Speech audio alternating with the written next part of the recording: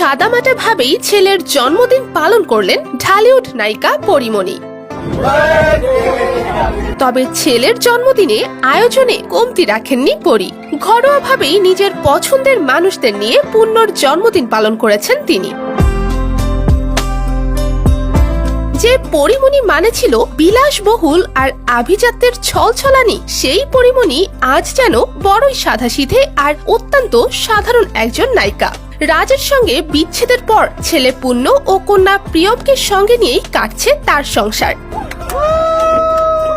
ছেলের জন্মদিনকে ঘিরে নিজের আবেগ ধরে রাখতে পারেননি পরীমণি। মধ্যরাতে ছেলের জন্য আকর্ষণীয় একটি কেক নিয়ে জন্মদিনের আয়োজন করেন। কেকের উপর লেখা ছিল happy birthday my dear son পূর্ণ।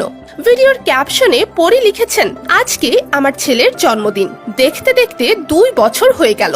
কত কিছু লিখতে ইচ্ছে করছে, বলতে ইচ্ছে করছে, কিন্তু পারছি না কেন জানি। শুধু গলাটা ধরে আসছে কান্নায়, খুশিতে, আনন্দে।